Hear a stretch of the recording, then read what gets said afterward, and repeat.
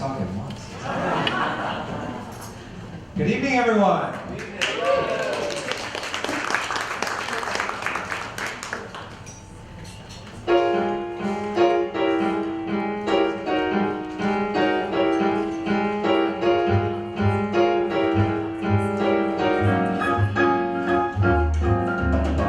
The snow is snowing, the wind is blowing. I can weather the storm. What do I care how much it might storm? I've got my love to keep me warm. I can't remember a worse December. I just watch those icicles form. Why would I care if icicles form?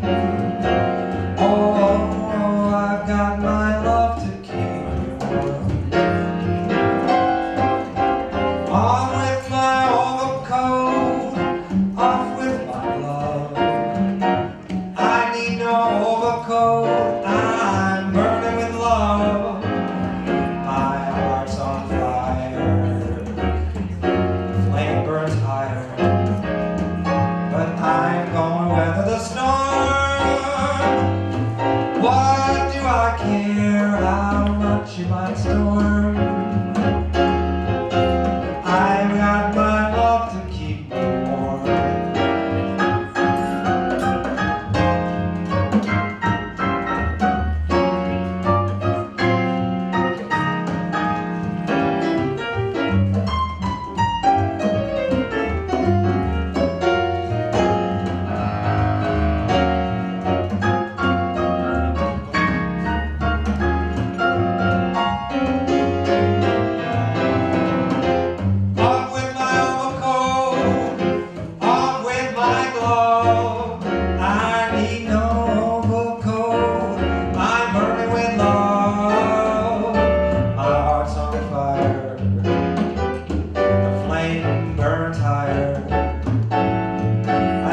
How much it might storm, 'cause why would I care about that storm when I've got my love to keep me? We've got our love to keep us. I've got my love to keep me warm.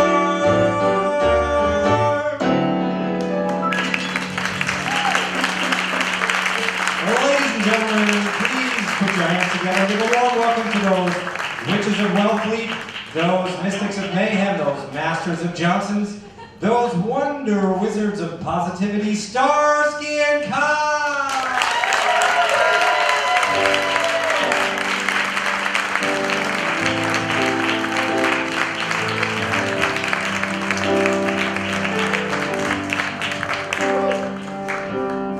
It's been some years I've been alive here still, trying to get up that great big hill of hope for a destination. I found out quickly when I knew I should that the world was made up of this brotherhood of men, whatever that means. And so I wake in the morning and I step outside and I do everything else but that. Let's do that again. I stole her verse. So I cry sometimes when I'm lying in bed just to get it all out. What's in my head? I'm feeling a little peculiar. And so I wake in the morning and I step outside and I take a deep breath and I get real high and I scream from the top of my lungs, what's going on? And I say, hey, yeah, yeah, yeah, hey, yeah, yeah. I say, hey, what's going on? And I say, hey, yeah, yeah, yeah, hey, yeah, yeah. I say, hey, what's going on? Hi everybody, good evening. This is what's going on right now, and I'm Stella Starsky. I'm Quick Cox for Starsky Cox. Thank you. And there's so much up right now. That's right, it's the winter solstice for starters, as you know, and the sun entered Capricorn just 1 hour ago. And I can already feel the solar king of light returning. Can you feel it? And there's a new Capricorn moon in just about an hour from now.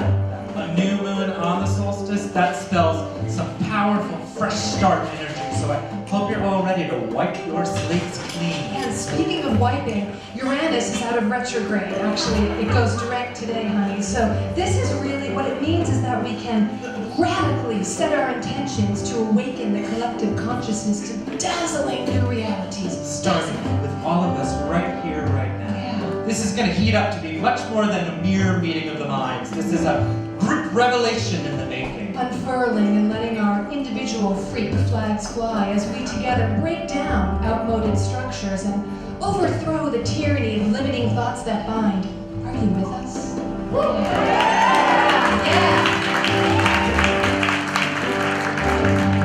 Oh, I try. Oh my God, do I try? I try all the time in this institution. And I pray, oh my God, do I pray? I pray every single day for a revolution.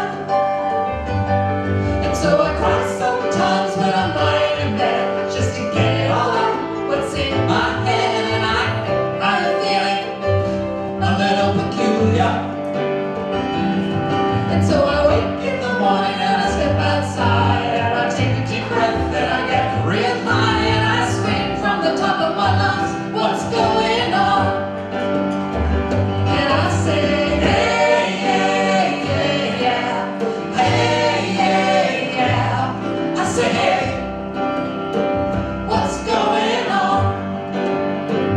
And I say, hey, hey, hey, yeah, hey, hey, yeah. I say, hey. What's going on? What's going on, you guys? Great. Happy to see you. Happy freaking solstice. This is a pagan holiday. This ain't no Christmas. Jesus Christ, there's no way the guy's a Capricorn. Oh no, he's a Pisces. The Jesus fish. Yeah. So in pure pagan tradition on this, the winter solstice, the shortest day of the year, the old Holly King is whacked, he's vanquished, deposed, and by the fresh young solar king, the oak king, will rule until the summer solstice. That's the longest day of the year. It's a little like John Cameron Mitchell taking over from that Dexter guy. Yeah. It's kind of sad, right? And it's also the festival of Saturnalia. Saturnalia. Saturnalia. Say it with me. Saturnalia. Saturnalia. Feels good. Well, you know, the sign of Capricorn, which we've just newly entered, is ruled by planet Saturn, named for that deposed, whacked, vanquished old god king, the mythic ruler of the golden age, which is when, well, you know what, we're going to get into the whole metaphysical, archetypal energy of the thing, and we're going to work it. We're going to work it all together, as we all should this time of year. Hells yeah. And though the stage is already resplendent with Capricorn gorgeans, we will welcome another special guest sea goat who will help school us in some Saturn-ruled Capricorn realness as a living personification of all things Saturnine and Saturnian, so stay tuned. And we're also going to cast a spell of a solar return horoscope to coincide with this Uranus direct new moon, super solar return of the solstice, and synchronize and synergize our psyches with positive energy. And there's also just more than enough going on up there right now in the cosmic climate. So we'll tell you what's going on, what planets are moving where, how they're aligning, and what that all means for you. And honestly, that's my main inspiration for being here, because as astrologers of some note, we get asked all the time, Stella, what's going on? Hey, what's going on? What's going on? And so we thought we'd gather you all here collectively and just tell you, so that next time I see you at Bikram or Chelsea Market or La Colombe getting my very early morning macchiato, or I don't know, maybe at Hair Queen getting my weave teased out, you'll get it. There's a time and a place, okay? Although, of course, I completely get that time and space are merely an illusion. And anyway, some of you have sent us your birth statistics as you were invited to do. We're going to try and get to everybody in one form or another. Work out your astro kinks and get you rolling in the right direction. For instance, What do you think? well, are you Afro-B? Where's Afro-B? Afro? Ah, there you are. Ah, see, now there. You knew she had to be beautiful. Oh, yeah. Because you have Venus in the first house on the ascendant as a rising planet. Right, it's on your Pisces ascendant that is so freaking glamorous. Right, you're all about the love, but you have to beware of people pleasing. Yeah. Pleasing. Well, you're a Sun and Aries person, but just barely. See that? Oh, cuspy cusp person, look Yeah. at that. We got Venus, it was in Jupiter, 6th house of work and service, work and serve, work and serve, work and serve. So maybe somebody thinks she's a little too dainty to get her hands dirty. Yeah. Or, no, hang on, I got it. Maybe, just maybe, you have a strong calling to be of service, but you can't quite square it with your real strong desire for perks and pampering and pleasure. We're gonna sort your shiz out, sister. Just hold on. Shazam, we are. And my spidey sense is telling me maybe. Quinn's a little psychic, actually. I'm a little bit psychic. And I'm a little bit what the fuzz. Are you Michael? Yeah. You know you're a healer, right? Because you have the Sun conjunct Chiron in Cancer, and I don't know if you know what Chiron is all about, but it's the wounded healer in astrology. You know, if you think of the French word blessé, which means to wound, it's also where we get the word blessing. Oh, it's in the 11th house of humanity. So, you have the potential, Michael, to be of great service to a great many people. Yeah, Potentially. ultimately. But you have to stop living in the pain. You do. You know, that signature tells us that maybe you had some struggles with peers in the past, that perhaps there was maybe some struggles with bullying or whatever, but you know, you're not an ugly duckling anymore. You're a beautiful swan now, son. So we're gonna get you to spread your Michael, wings. you have a kite formation.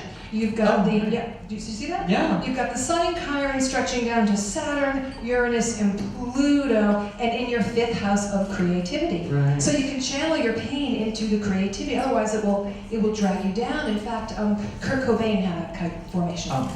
Probably not the best example. I was actually talking about the creative stuff, not the Yes, other. we went to Starsky Cox solstice show and they had to kill myself. I wouldn't do that. Hey! Don't even. That's just great. So where's Lizzie? Show me Lizzie. Oh, you can feel it. You can feel it. I got a buzz. Oh yeah, we should change places maybe. You know, you've got quite the psychic gift yourself, what with all that 12th house energy. Yeah, that is amazing. But maybe you've been conditioned out of, maybe to keep it under wraps a bit? It's the Aries Sun in the 4th house that's the most private part of your chart. It's called the Imum Coli, which is Latin for bottom of the sky or nadir of your chart.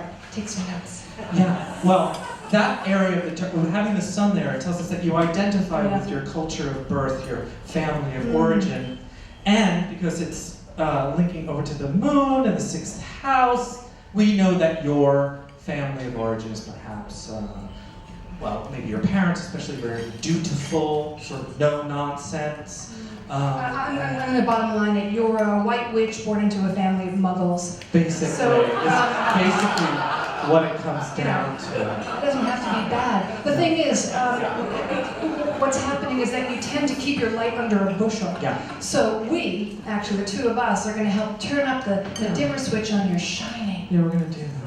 Now, I'm gonna go this way. Going this way. You must be Maggie. Aha! Can't you tell by the size of her brain? The intellect! The great intellect! Look at that forehead, it's Now, you also have Sun in the 11th house in Cancer, just like Michael does, but your Sun is conjunct Mercury, which, trining Jupiter in the 3rd house. It really does add up to quite a genius mind. Wide variety of interests, great communication skills, very animated, articulate speaker, maybe even a singer.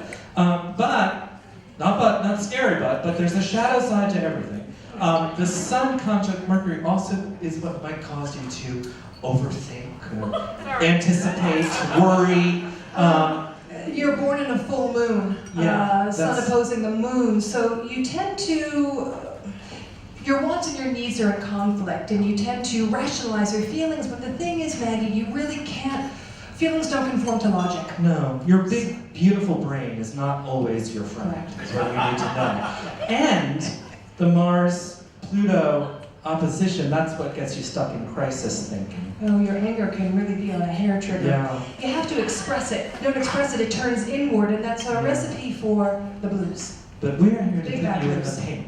So you just hang in there and we will put a pin in your woes and turn your frown upside down. How's that? Okay. Matthew, where's Matthew? There's Matthew. We've got Matthew. Oh, so you're a sun, you're a Aquarius, of course, the second house. Neptune in the first house. See, that's what we call a kaleidoscope personality. Kaleidoscope. It's a Yeah. nice word. Yeah, because you're so hyper empathetic that, you know, in the extreme, that you can over-identify with people and really take on their traits, which is great if you're an actor or. It can also make you delusional and escapist. Yeah, I guess that's where I was going. And look, you've got Venus in the second house, which you're already a sensualist, if not a hedonist. So we've got to activate your aesthetic senses, getting rolling in a more healthful direction. Sparkling water for him tonight, please. Just sparkling water. Now, where's Alyssa? Where's Alyssa? Did Alyssa come? No? Oh, Alyssa, how are you? Ridgewood, New Jersey. Hey, Ridgewood, New Jersey. That's my first ever job was at the Village Sweet Shop in Ridgewood, New Jersey. I was a short order cook. You wouldn't think a short order cook would work at the Village Sweet Shop, but they had lobster tanks and everything. Anyway, so Magical place. yeah, it was a magical place. Oh, look, another sun in Aquarius, second house. How interesting. Wow. Well, you know, I don't want to wax too esoteric with you, Don't go too crazy. but this whole life of yours is sort of designed to have material responsibility, learning that really about valuing yourself over life. You okay? You okay? All right. Well, we are telling you about it. It's That's why also- you came to the show. It's also the moon opposition, very challenging. Yeah, it is. But it all works out. But you have a great great entrepreneurial. I will buy stock in whatever Absolutely. you focus on, honestly. So, yeah. Do you have anything to add to the list? Jeremy? Jeremy. Is there a Oh, who's Jeremy? Jeremy? Oh, Jeremy. How did I? Quinn, double Virgo. Oh Virgo face. no, He's a Virgo double face. Virgo. It's right there. I'm like a magnet for you people. Keep Oh away. my God! Don't You know, let we them really get too shouldn't close. get too close. It's it never ends well. Never ends well. No. Well, especially because let's see. Oh, that's right. The moon in the seventh. Well, very, very impressionable. And you know, impressionistic. You see, the thing about being the double Virgo and everything too is, we know that you can have very. Oh, it's that Pluto first house too. Wow. You have very intense relationships with people, one And on you one. walk. You walk. But then Bye. never look back. Very nice. You know, you think you're saving them the anguish. Seriously, You Jeremy. know, but let me tell you, it's really hurtful. Okay? People have feelings, Yeah. Jeremy. So that moon, you know, really for you, what other people think of you really isn't any of your business. Present company accepted too. We have a few more of you we're going to get to a little bit later in the show, but I thought maybe we should talk about what's going on for everybody right now. I like you know? that. I like that. Should really do that.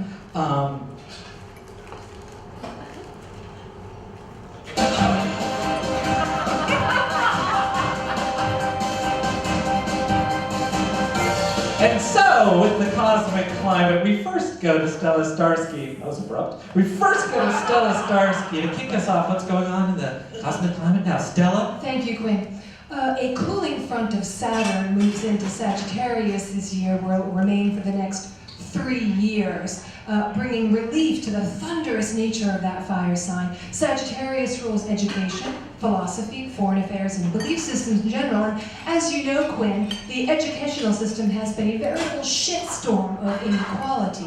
Saturn here allows us a chance to step back take stock and stabilize the entire environment of education.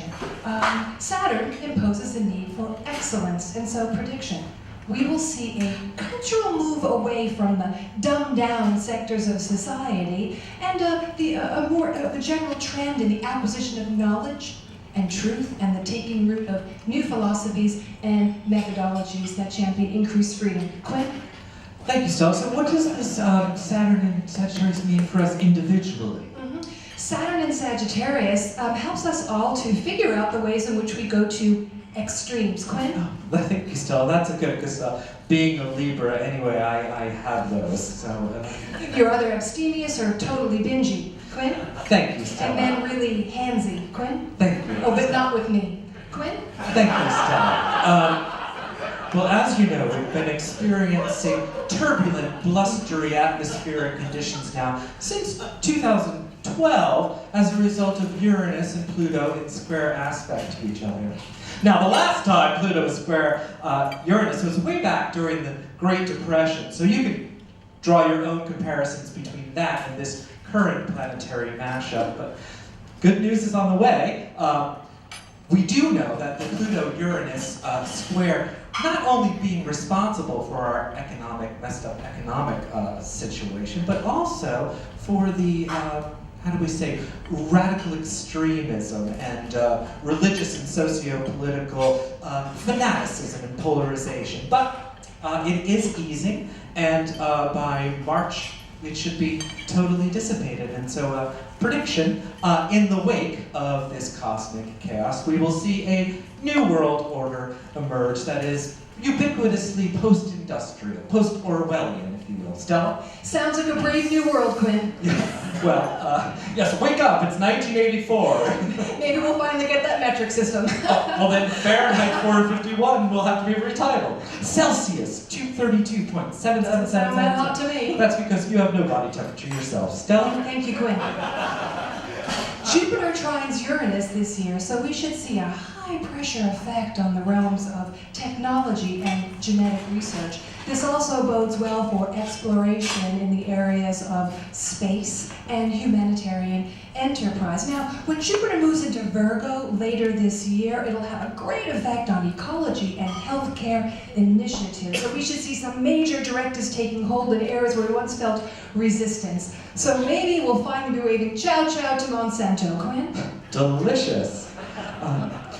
Finally, we see a flurry of Mercury retrogrades early this year, mainly involving the sign of Aquarius. Now, Mercury retrograde in Aquarius really begs the notion, the concept of originality. Not just uniqueness, but that which originates with the self. Mercury retrograde in Aquarius facilitates radical change in a progressive direction, one that really embraces ubiquity. And one of our own original phrases of wisdom is what, Stella? Diversity is the mother of compassion, Quinn. That is correct, Stella.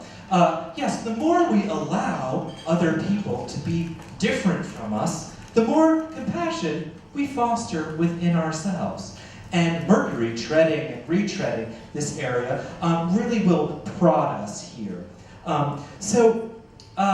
It's paradoxical. Yes, you could say that it's one of life's little paradoxes. Intolerance really is most intolerable, Quinn.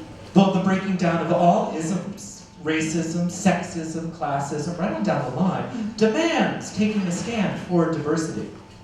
It's all too easy to throw stones from glass houses. Broken windows theory. The negative impact of vandalism on the social fabric of a society. A broken window giving license to break more windows. Quinn? Thank you, Stella, which is now what we're seeing applied to these heinous killings of innocent citizens by the police and now vice versa. Hopefully, this change in cosmic climate will have a cool, calm, low impact on future forecasts. Stella? I really hope so, Quinn. Otherwise, we're all going to get the metaphorical frizzies. But remember, everybody, the weather within never changes.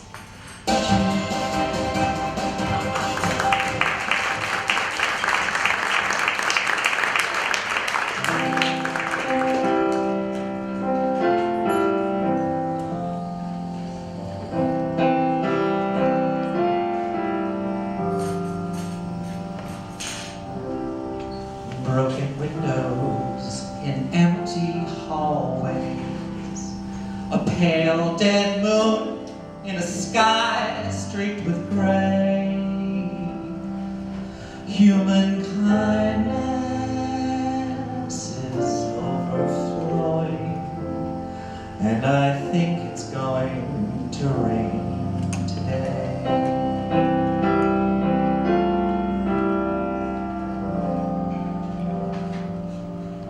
Scarecrows dressed in the latest styles, with frozen smiles to keep love away. Human kindness is overflowing, and I think it's going to rain today.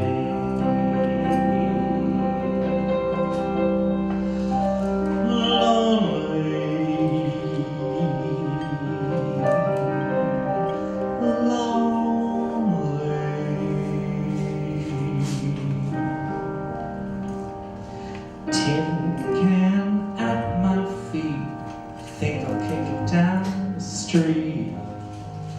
Tin can at my feet, think I'll kick it down the street. Why not? Letting away to treat a friend.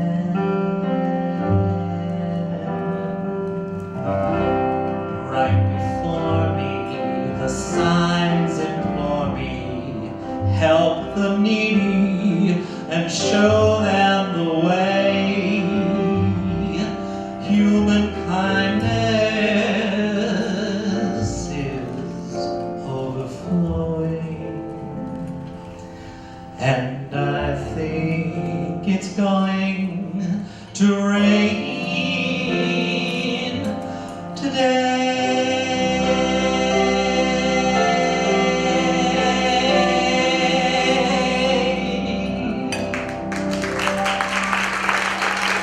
Thank you.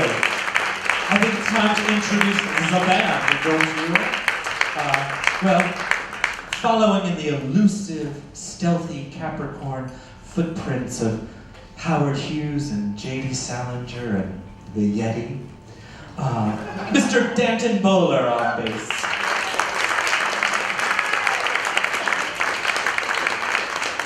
And in the messianic spirit of George Harrison and Kurt Cobain, Roger Daltrey, Lou Reed, fishy Pisces, our personal savior, Patrick Johnson on vocals and percussion.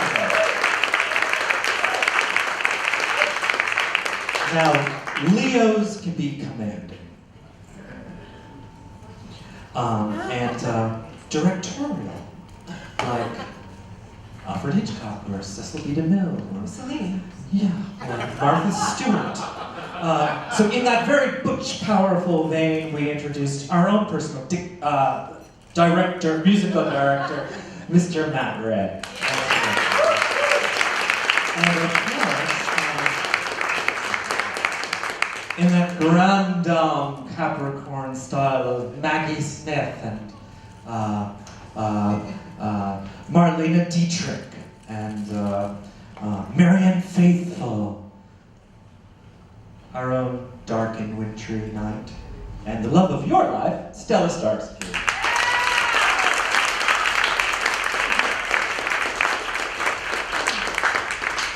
Hi everybody. Shalom. Peace be with you. And also with you.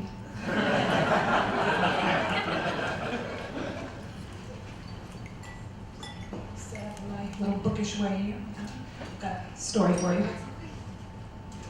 Thank you, Anastasia. I got this. You see me? I don't want you to not see me. Let me see that. You know what? I don't need a mic stand. All right. I want to tell you, this time of year, I love Jesus. I'm something of a Jesus freak. Those of you who know me, I'm a bit of a Jesus freak. He had some really innovative ideas, and what I love is he wasn't afraid to voice them. He might have been a little pushy, but I admire assertiveness, and he definitely practiced what he preached from what we've heard. And he was confident, walking around, proclaiming to be the Messiah. That's chutzpah. I was raised Catholic and went through all the initiations. I attended church with my father every Sunday. It was really just an easy way to get his approval. He made it seem like church was optional, which it sort of was, but not going lowered you in his estimation. And I was the only one of the four of us kids who went with him. My mother wouldn't go. Actually, she couldn't go because she's a Methodist, which is weird for an Italian. But the story goes that her father, who immigrated from Italy, came ashore and immediately renounced his Catholicism. Maybe Methodism provided access to a different, in his eyes, maybe better class of people. But my vibe is that he wanted to become fully assimilated, not content to remain some heavily accented, superstitious, death-obsessed Italian immigrant. He died 3 months before I was born, so I didn't know him, but I can see in photos that he was American through and through, and he was a very successful carpenter and entrepreneur. And speaking of Jesus, isn't it interesting that you're a Jew if your mother's Jewish, but you're Catholic if your father's Catholic? As Archie Bunker said, Jesus was a Jew, but only on his mother's side. Like, there was no option of our being raised Methodist. I mean, blah, Methodist? So newfangled and radical. You might as well be a pagan, for Christ's sake. So, Jesus was a Jew, okay? And he proclaimed to be the Messiah, and of course we all know the end of that story. His fellow Jews were not convinced that he was the Messiah. They were like, hang on. The Messiah has to fulfill the messianic prophecies. Remember those? You don't just stroll in and say you're the Messiah. And there were, I think, 4 bullet points to this prophecy, along the lines of, the Messiah has to build the 3rd temple, he has to gather all the Jews and bring them back to Israel, he's got to usher in a time of peace, ending all hatred, oppression, disease, suffering, etc., and he's got to spread the universal knowledge of the God of Israel. That's it, just those 4 things. And Jesus came up short on fulfilling the prophecies, and the Christians, who were now essentially the Catholics, they were obsessed with this guy, and they were like, he will definitely fulfill the prophecies, eventually. I mean, give the guy a chance. I was like, manage expectations, okay? Are you for real? You have to have all this right now? It's gonna be tough. However, if you're willing to wait a little longer, maybe for the second coming, then no sweat. Jesus will definitely bring it. And the Jews were like, yeah, no. You want to be the Messiah, you get it done. You dress up a broom and it'll look nice too. No, we don't buy it. And the Catholics were incredulous. I mean, what's the rush, they must have wondered, because Catholics thrive on procrastination. They live on next time, later, after life. We promise, we swear to God. Let's just have one more drink. And the Jews wouldn't budge. So when you hear Jesus was a Jew, now because of me, you'll have the full picture. Jesus was more of a mañana Messiah. A Jew with Catholic affectations. I'm a Catholic with Jewish affectations, like most of you here tonight. From the first second I met the Steins, I wanted to be Jewish.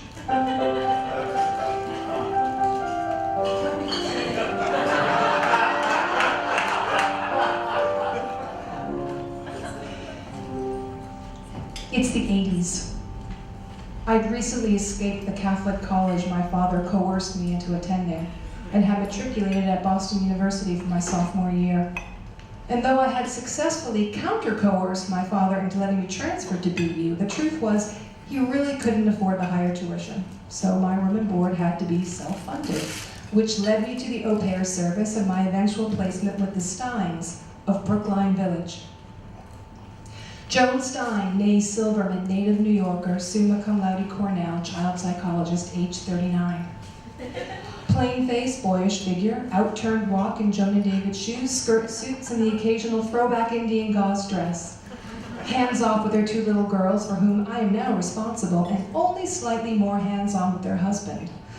Rob Stein, Boston-born and bred, Harvard Architectural School grad, now in private practice, cycles to work, salt and peppered, full head of hair, handsome, affectionate with his daughters, in love with this house which he has diligently designed and decorated, in an ongoing conversation with his wife about opera, the ballet, and Bette Midler. Age 37. I was 18 when I moved into the Steins' artfully restored Queen Anne-style house, and for the first time I have my own room and bathroom. The washer and dryer, both of which work, are upstairs, tucked away in a custom-made closet. Their all-white kitchen has counter space. Rob and Joan chop vegetables together, sip half glasses of wine before dinner, prepare fish with confidence, and make plans in advance for the weekends. We eat bagels on Sunday mornings with salmon, scrambled eggs, and strong coffee from freshly ground beans, and we read the New York Times and the New Yorker. Never, ever the Boston Globe. They treat me like one of the family, which is to say rather detachedly, but with great expectations. Am I putting enough time into my schoolwork? Had I phoned my parents this week? What's the plan for next year and the year after? Would I mind babysitting on Friday? We're going to a Bette Midler concert with friends. Rob spends that week leading up to the show playing Bette records and singing along. Joan is tone deaf, so she snaps and sways along, irrhythmically. I may have grown up in a chronically ordinary middle-class world and spent the previous year in a segregated Catholic Benedictine liberal arts college, but I am quickly catching on. After a mere few months of living with the Steins, I am fully assimilated. Now I know. A man who coddles his kids, cycles instead of drives, decorates, cooks, reads, and reveres Bette Midler isn't necessarily a closeted homosexual. He might just be Jewish. My sister married a Jewish guy from Brooklyn, whose relatives left Holland to escape the Nazis. My brother-in-law refers to himself as an Auschwitz Jew. Sort of a never forget, remember the Alamo Boston Strong brand of Jewishness. He lets me pretend I'm Jewish, and we poke fun of ourselves. Please, just a couple of cheap Jews. It's fine. I'm sure my sister has never seen the inside of the Catholic Church. She's the youngest, and somehow she escaped the initiations, the First Holy Communion, the confession, all of it, which I suppose means she's not officially a Catholic. But she loves Christmas, and of course they celebrate Hanukkah too. Some years, like this year, Hanukkah and Christmas just about overlap, and I love that. I love the seamlessness of it, and I love the Hanukkah leftovers on Christmas Eve. You know, the kugel and pretzels, the brisket, and especially the latkes. I think latkes should go mainstream. Everyone should enjoy them, especially around the holidays. My Brainstorm is a brand of frozen latkes, ready-made for Whole Food shoppers everywhere, organic and gluten-free, a variety of seasonings, maybe even a sweet option in addition to the savories. And I've got the marketing all worked out. Shiksa's Christmas latkes. For the Jew in you.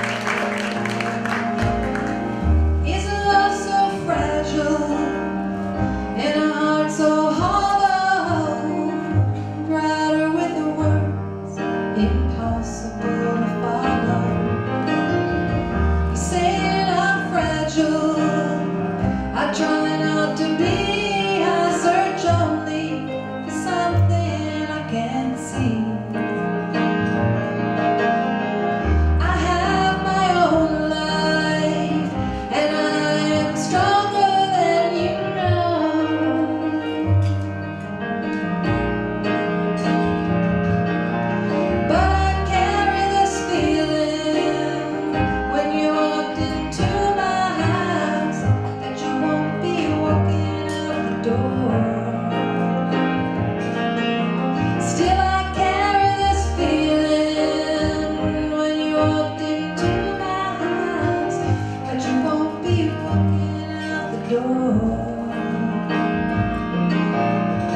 Lovers forever, face to face. My city on mountain, stay with me, stay. I need you to love me, I need you today. Give to me your leather, take from me my leg.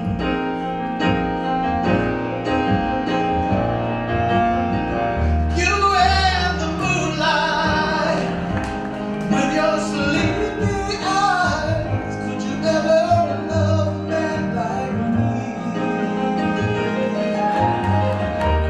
You were right when I walked into your house, knew I'd never leave.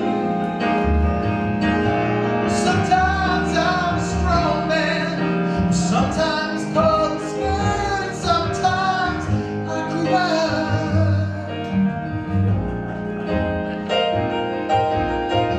That time I saw you, I knew with you to light my nights. But sometimes I get by. Oh, that time I saw you, I knew with you to light my nights. Somehow I would get by. Lovers forever, face to face. My city on mountain, stay with me, stay.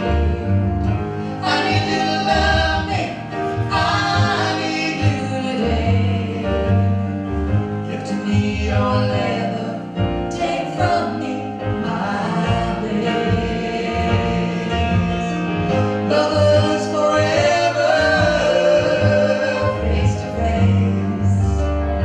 My city on mountain, stay with me, stay.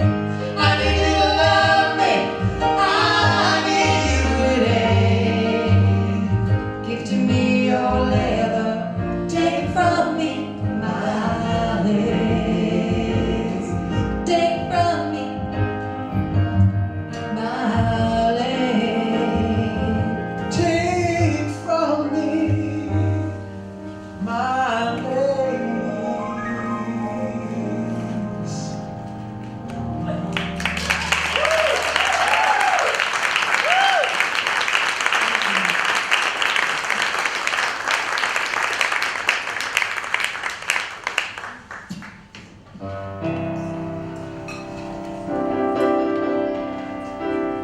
Let's get metaphysical, physical. I wanna get metaphysical. Let's get metaphysical.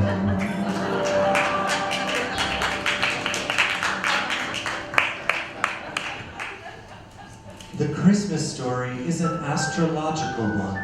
It did all indeed start with that The star. universe, as viewed from an outside perspective, is made up solely of stars.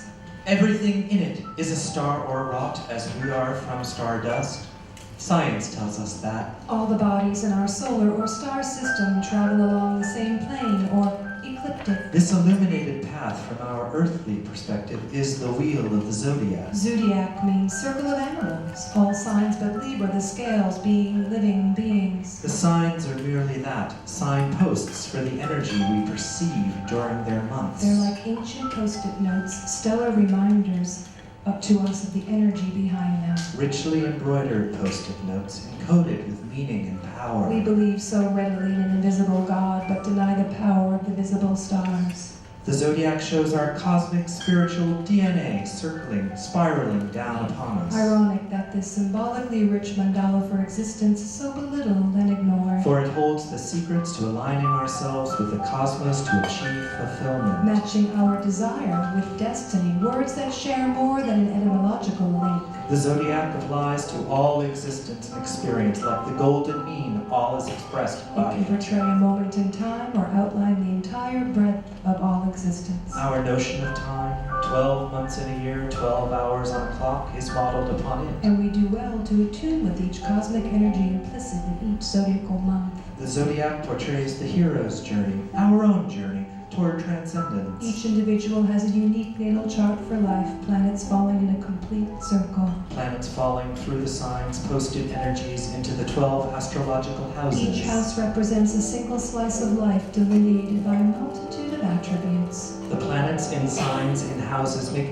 mathematical, angular aspects to one another. These aspects portray our many gifts and challenges, boons and contingencies. Most of us are only aware of what sign our sun falls into, what we call our sun But we sign. are all made up of a unique melange of signs, planets, houses, energies. The placement of the sun is nevertheless of premier importance in our astrology. Persons of a particular sun sign are personifications of the energy of that sign. There are 4 elements, fire, earth, air, water, and 3 qualities, cardinal, fixed, and mutable. Each of the 12 signs are comprised of a unique combination of element and quality. And we personify these energies we call archetypes. We are all living A archetypes. Capricorn person expresses the cosmic cardinal earth energy of his or her sign. Cardinal means highest, predominant. Cardinal earth is symbolized by a mountain. Mountains are the habitats of goats, the zodiacal emblem of the sign. Mountains symbolize triumph, attainment, realization, preservation, eternity. Capricorn's ruler Saturn, Greek Kronos, his old father time, his staff is a sickle. His wife, the female archetype, is Rhea Kronos, from whom we get the word She is the crone. grandmother goddess whose palace is a mountain, her headdress a turret. Her consort is the goat god Pan. Her husband Saturn, the namesake of satyrs and fauns. Satyrs and fauns were wise guides to those in need, like Narnia's faun, Mr. Tumnus. Young fauns and old satyrs brought wisdom from their mountain home of Arcadia. Followers of the Roman goat god Faunus sang their wise counsel in Saturnian verse. Please now join us in welcoming an old Capricorn soul in the form of a young faun. Ladies and gentlemen, allow us to present the wise and wonderful Nathan Carrera.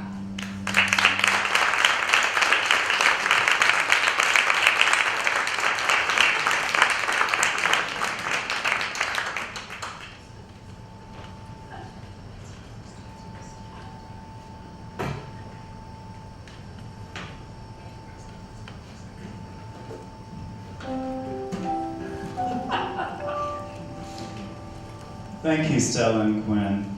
I share a birthday with Sal Mineo and Linda Lovelace. But this is an anti-patriarchal, anti-binary dirge about the destruction of dualities.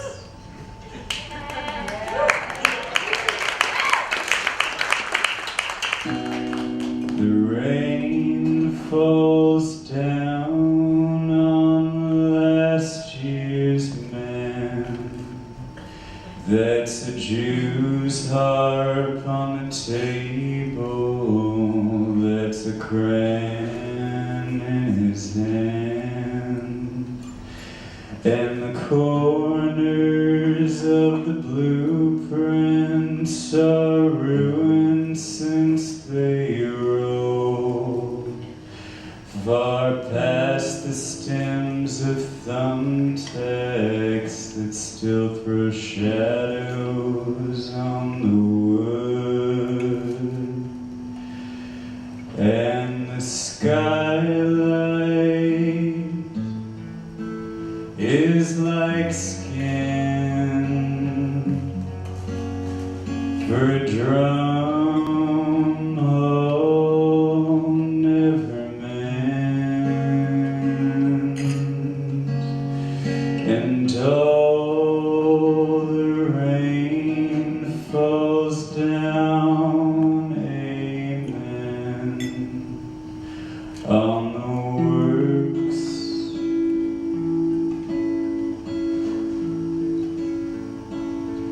of last year's man.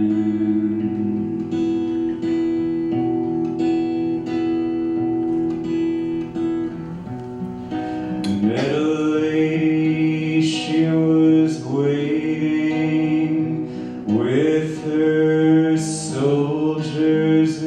in the dark.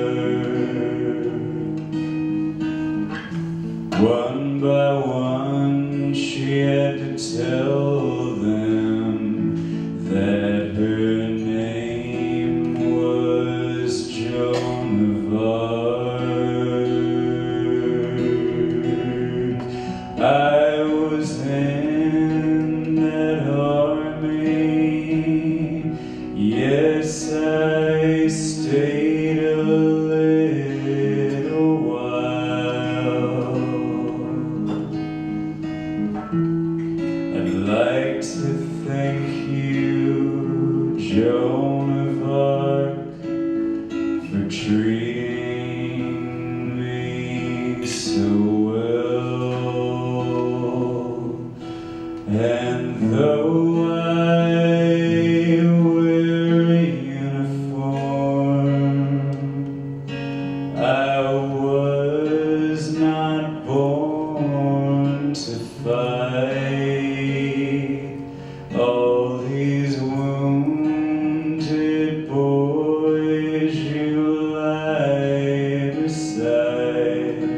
Good night, my friends, good night.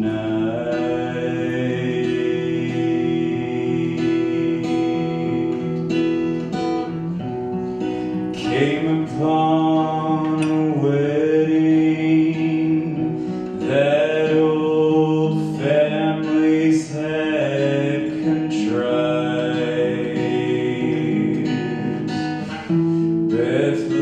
Bethlehem, the bridegroom,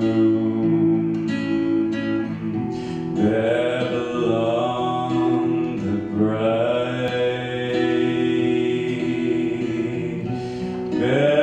Babylon was naked, oh, they stood there trembling for me.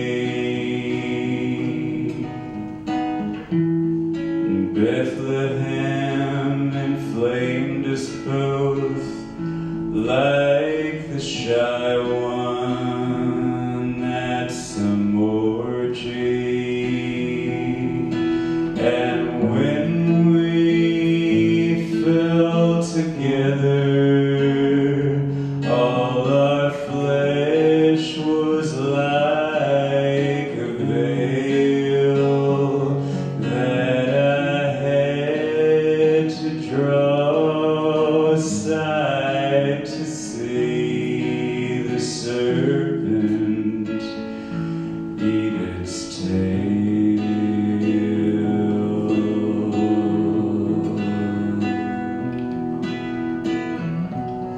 Some people wait for Jesus,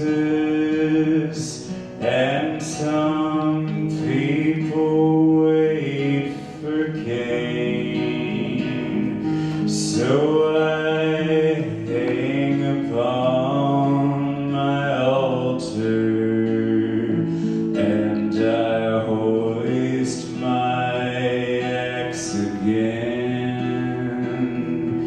and I'll take the one who finds me back to where it all began, when Jesus was the honeymoon and Cain was just the man. We read from pleasant Bibles that are bound in blood and skin, that the wilderness is gathering all its children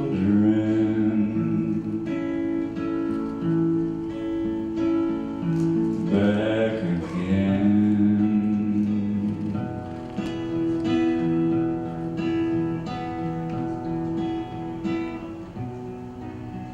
The rain falls down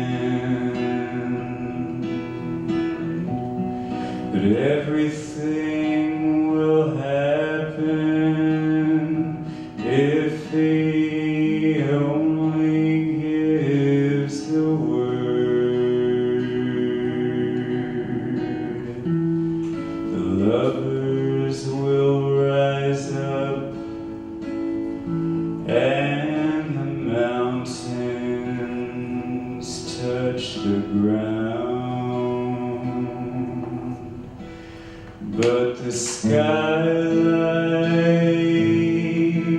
is like skin for a drum hole never mend, and all the rain falls down, amen, on the works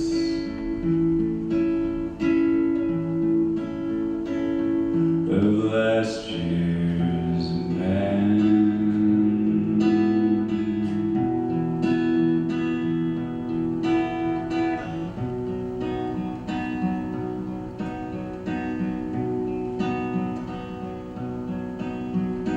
Amen.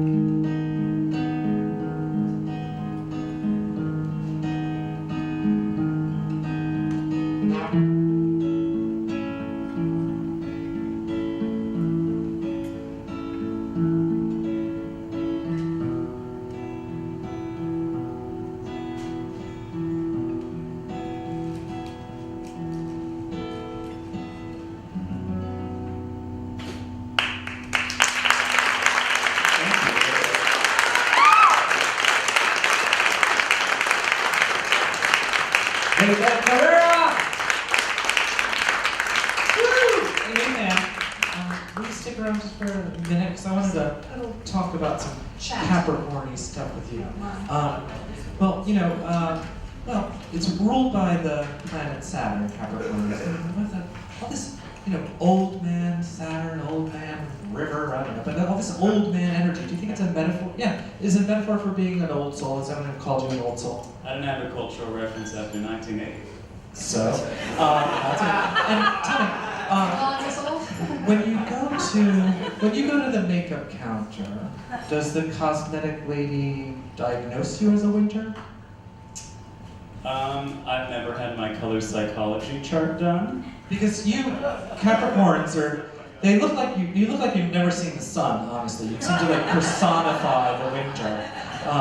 Well, and we all have all the signs and houses in us. So this time of year, we all do want to synchronize with this, Capricorn, retiring, resolution, going into hiding, very self-preservational. Oh, I will cut a bitch. Yeah, well, and I do think that's very Capricorn nature, Do you find yourself here like that? Absolutely. Great.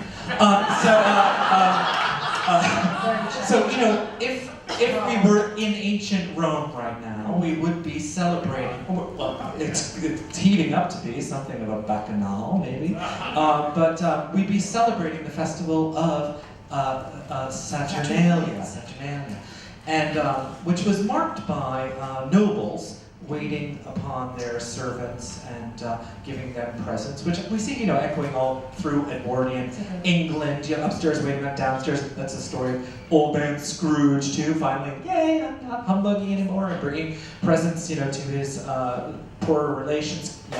Good King Wenceslas going down the hill. It's because the hill, the mountain, does symbolize the sort of king of the hill. And what do we learn when we get to the mountain? Yodeling? No, whether it's a mountain of success or a mountain of revelation, we have to learn that we have to share, that we have to bring the resource to other people. Moses came down with more than a white, shocking new hairdo. I find Moses really seriously overbearing. He could have called them suggestions, but have gone a lot further. You're probably right. Suggestions taken. No, you're right. Pretty intuitive. Did you know that he told his people to make his tabernacle out of goat hair? I don't know what that's all about. A mohair tabernacle. That's a lot of work. I don't really know. But, so now think about let's see, J.D. Salinger, right? Yes. Capricorn. Yes. And we know that the goat god Pan and the satyrs and fauns, they live in Arcadia, which is a hilly mythic land, quite akin to the golden age of, that Saturn rules. And so you have this land, now Holden Caulfield. A caul is a domed cap, literally. So a field of cauls would, recall this Arcadian landscape, maybe, where all the goats are running around and having a frolicking good time. Do you have any questions for anything? Well, no, I was just wondering, I was thinking, if you have, think about Capricorn J.D. Salinger's helicopter. He's holding on to innocence. He doesn't want to fall from this Saturnian state. He wants to catch the innocence from falling from innocence. He has a shock of white hair, even though he's young. And he's, Saturnian and Saturnine, that is to say, melancholy and horny, like an old goat despite his tender age. No, I'm fine. Despite, the fact that he's this. But also, Satyriasis, the uncontrollable sexual desire in a man, especially, for young nymphs. And you think of J.D. Salinger and his mountain retreat doing God knows what. But also, we don't have to... What's Orgone that? energy transference. Orgone energy, Willem Reich. Absolutely. Which is masturbation box. Christmas is coming. There's an idea for a stuffer. The old McBrillo pet. Now that sounds uncomfortable. But Seymour Glass, J.T. he was pointing that banana fish out. We know what he was pointing at to that little girl. We don't have to be geniuses to know. So, okay, my question is then, do you suffer from erections that last longer than 4 hours? And does it make you suicidal? Okay. Thank you, Nathan, for being so candid and forthright. So, we're not going anywhere, because we wrote a radio play. Yes, we wrote a play. And you're actually in it. So Patrick. Everyone's got a part. Patrick, you play. Yeah, you're in it. You play our daughter Patty. Well, I should tell you the whole conceit of this is called The Way We Weren't. Because you're all familiar with the concept of the multiverse, right? That we all exist in infinite dimensions. You wouldn't be here if you didn't get Trust me, we've been there. It's quite a thing. But even right here and now, in this reality, we've lived many lives. So we thought we would do this the way we weren't. And tonight's episode is called The Well-Fletians, because somewhere we just became these crunchy Cape Cod characters. So Patty, you play our daughter Patty. You own a piercing parlor in Provincetown. Do I get to take a stab at an accent? Go with it. That's kind of weird, but go ahead. Nathan, you play our darling, beloved younger child who still lives at home with us, but once your artistic visions are realized, you'll leave, and we won't hear from you much. And we love you more than anyone in the whole world, and you're the only person that truly has any power to break our heart. And Matt Ray, you play the omniscient Matt Ray, a Leo, and you'll read the stage directions if you don't mind. You're direct away. And Danton, you're mute and invisible because you're the ghost of J.D. Salinger that haunts Patty. Okay, we're all set up.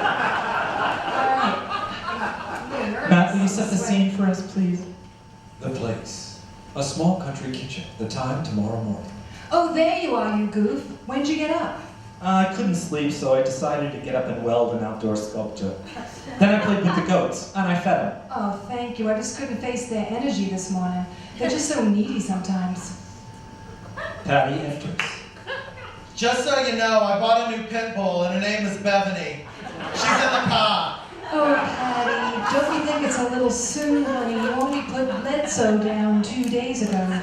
I didn't put her down. She was destroyed by court order. Like the world was gonna miss one more yapping chihuahua. Oh, Patty, I know, but... But what, Mom? What? Stella, don't waste your breath. Oh, what? I'm not even worth wasting breath now, is that it? My worth is now reduced to less than a puff of air. Is that what you're saying? A breath, as in what, Dad? As in a sigh? I'm not worth a sigh now? How about a yawn? I am worth the expulsion of used air, Dad. Used air. No? How about a fake spit? A patootie. Am I worth a patootie to you, Dad? Or less than that even? Oh, Patty, please, you're so silly. Calm yourself. How about I steep you something? Oh, hey, look, they decided to extend clamming season after all. Nathan enters. Morning, all. Did you get a new dog, Patty? She's cute. Hey, what's your favorite Christmas carol? Oh, I don't know, Nathan. Maybe something with the word virgin in it, because the Christian patriarchy can't imagine an enlightened being born to a sexually active goddess. Meanwhile, Mary is the same as Mary, or Aphrodite, the goddess of love and sex, who emerged rejuvenated, re-virginized on her half-shell from the sea. Mary's Della Robbia blue gown, fringed in white, is the sea fringed with foam, and she's even depicted in a half-shell when placed on people's property with garden gnomes and lawn jockeys. Yes, well, you said she emerged re-virginized, so that's probably where the virgin mythology came from. Well, either way, she's screwed. Oh, Nathan, you are so brilliant and so cute. I could just eat you up. Thanks, Mom. Hey, have you seen my medium-sized storyboard moleskin? Yes, it's on my loom. Nathan exits. On the big loom. Do you want some tea, honey? Eh. Oh, how about some homemade rhubarb kombucha? I used a fresh SCOBY. I just have to say that this is making me feel really unsafe. What now?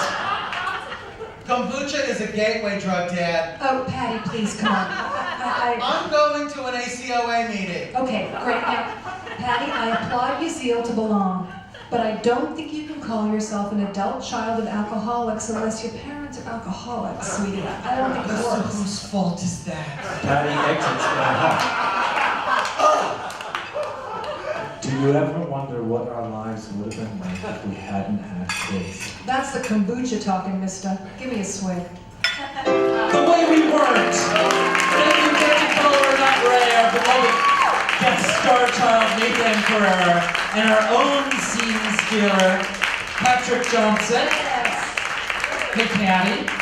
Patty, how about a song? Wicked cool. Oh, okay. I'm gonna accompany myself on the piano. Can you all see me?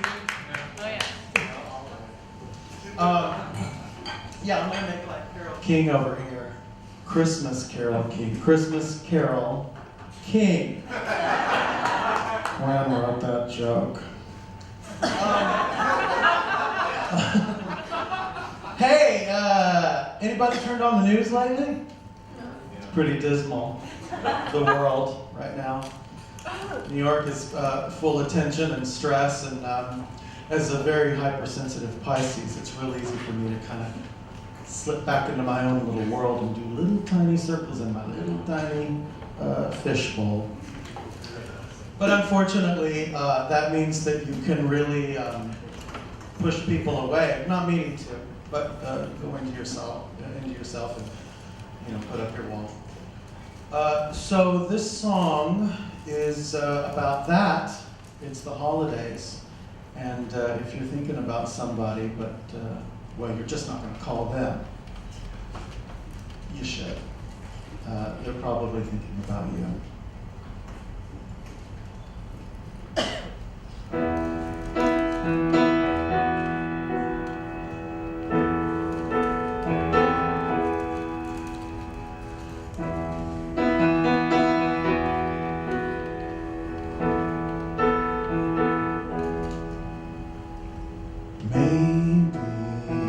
This Christmas will mean something more. Maybe this year love will appear deeper than ever before, and maybe forgiveness will ask us to call someone we love, someone we've lost for reasons we can't quite recall.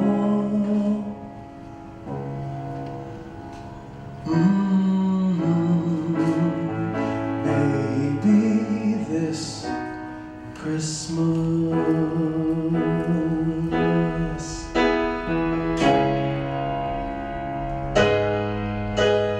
Maybe there'll be an open door.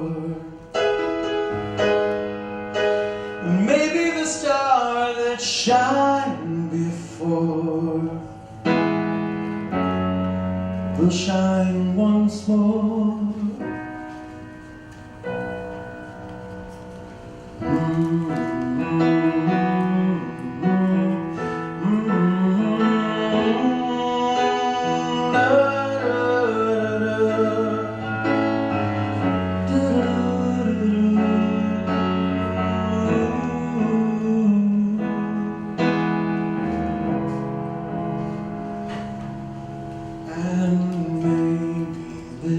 Christmas will find us at last in heavenly peace.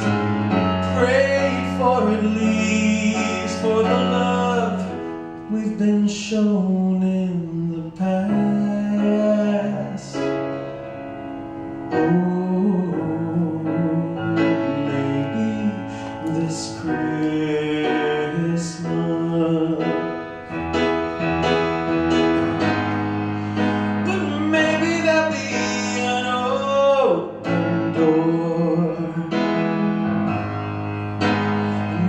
star that shined before will shine once more.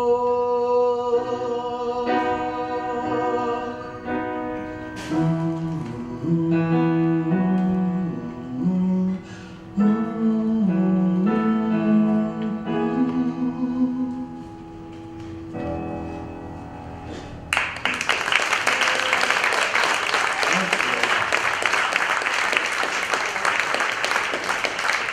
you. Patrick Johnson.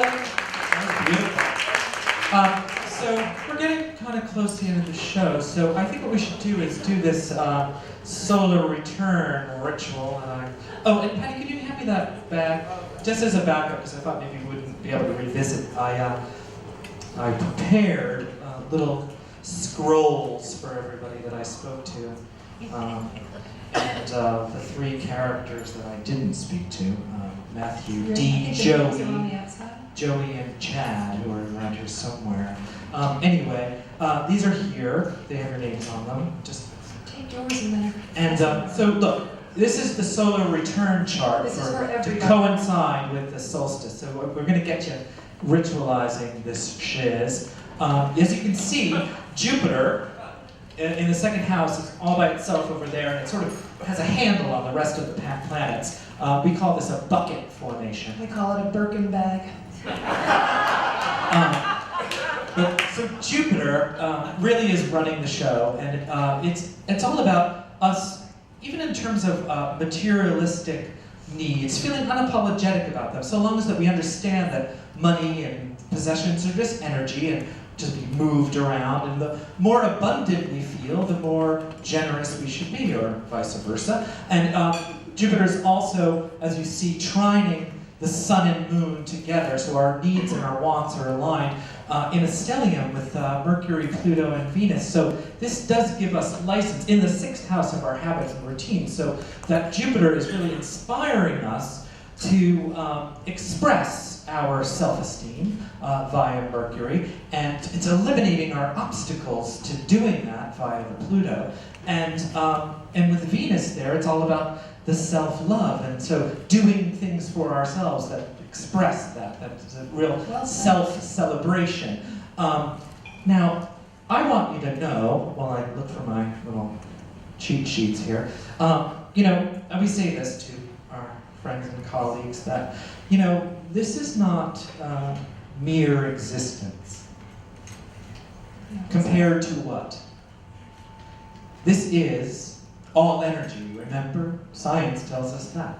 So this is the magic unfolding, and anything that you can imagine, you can realize. So I'm going to read a little story myself now, very quickly, if I can get all my papers and clips. At this point, just like whatever. But I have a big black book too.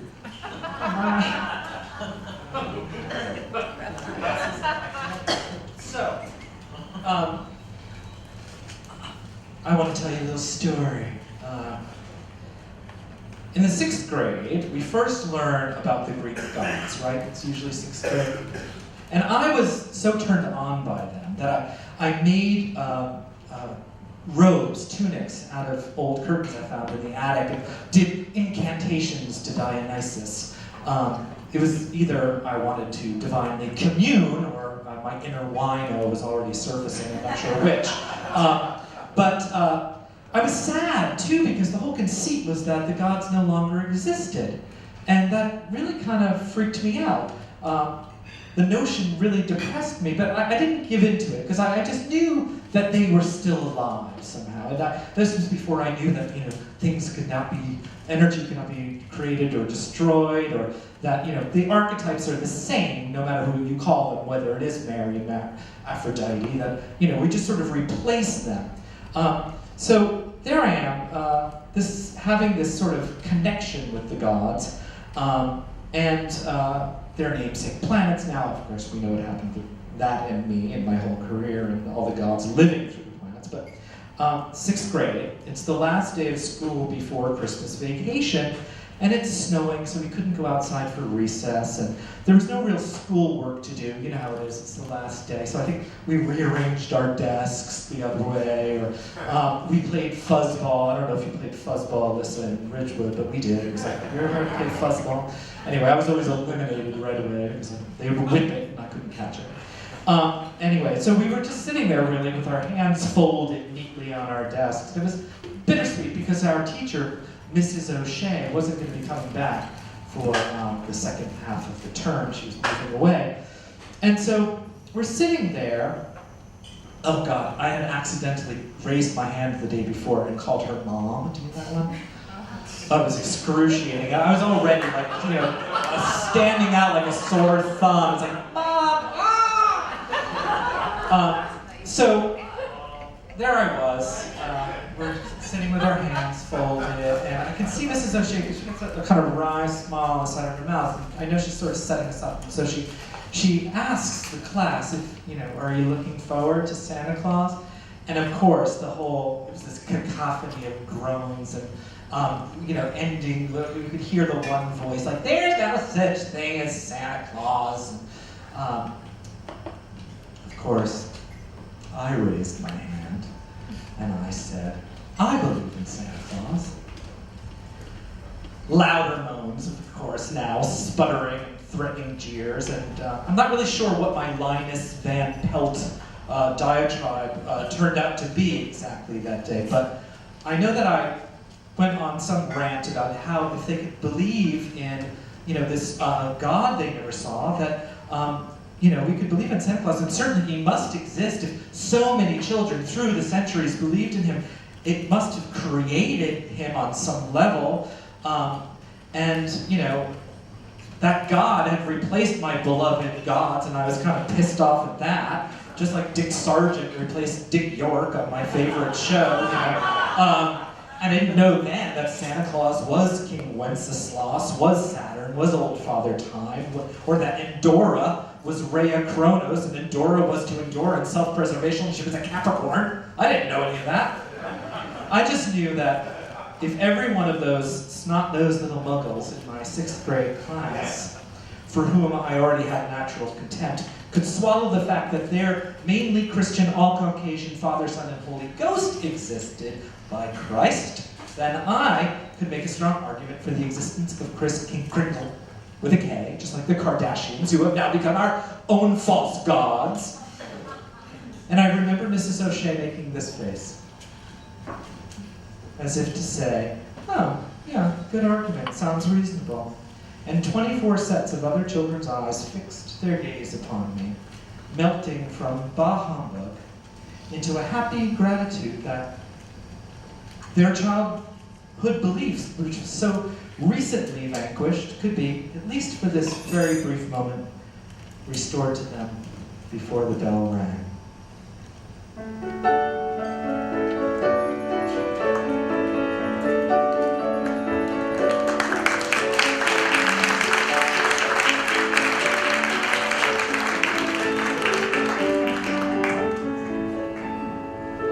They said there'd be snow at Christmas, They said there'd be peace on earth, but instead it just kept on raining.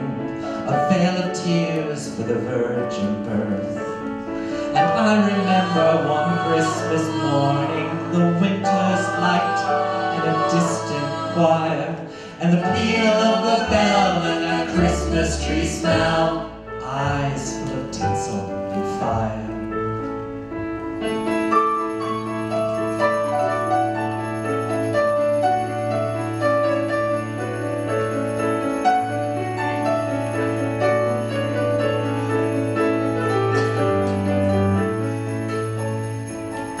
They sold me a dream of Christmas. They sold me a silent night. They told me a fairy story till I believed in the Israelite.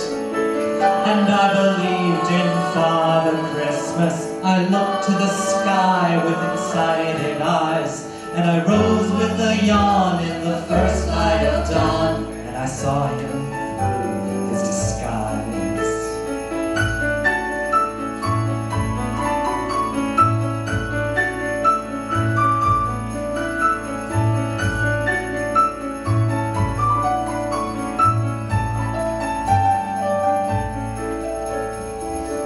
We wish you a hopeful Christmas.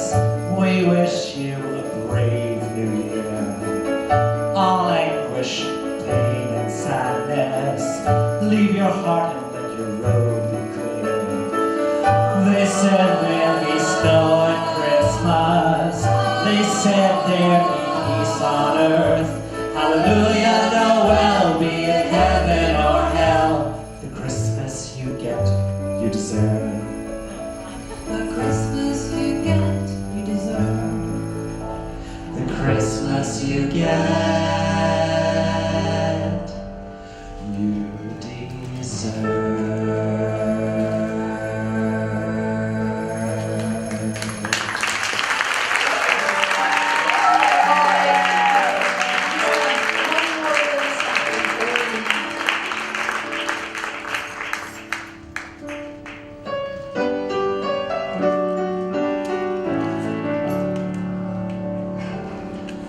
Was Christmas Eve, babe, in the drunk tank. An old man said to me, won't see another one. Then he sang a song, that rare old Mountain Dew. I turned my face away and dreamed about you. Got on a lucky one, came in 18 to 1. Oh, I got a feeling this year's for me and you. So happy Christmas, I love you, baby.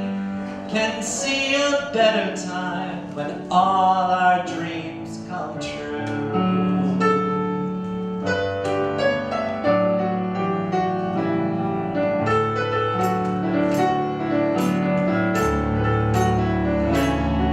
They've got cars big as bars, they've got rivers of gold. When the wind goes right through you, it's no place for the old. When you first took my hand on that cold Christmas Eve, you promised me Broadway was waiting for me. You were handsome. You were pretty, queen of New York City. When the band finished playing, we howled out for more. Sinatra was swinging, all the drums they were singing. We kissed on the corner and danced through the night. And the boys in the NYPD choir was singing Galway Bay. And the bells were ringing out for Christmas Day.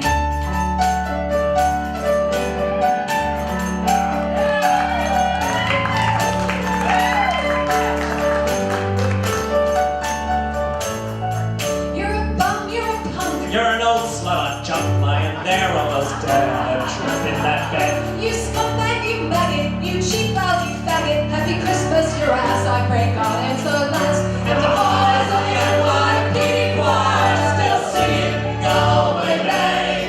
And the bells were ringing out for Christmas Day.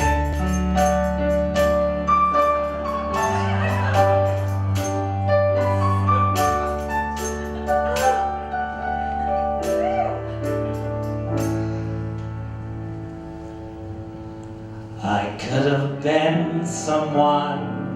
Well, so could anyone.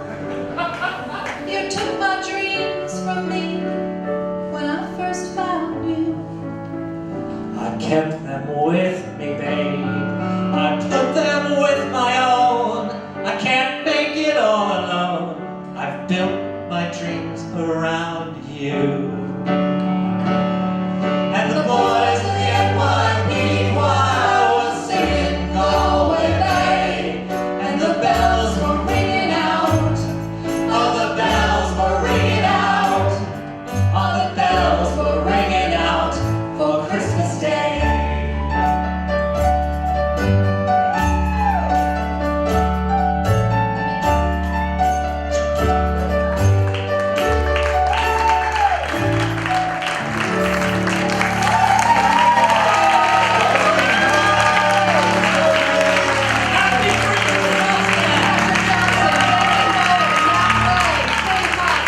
Thank you. And also Starsky.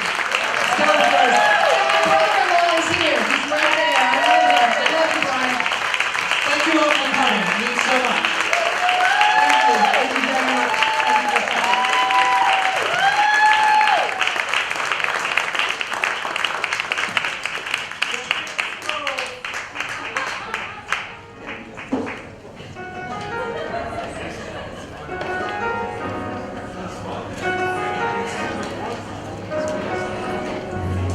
Steve Taylor.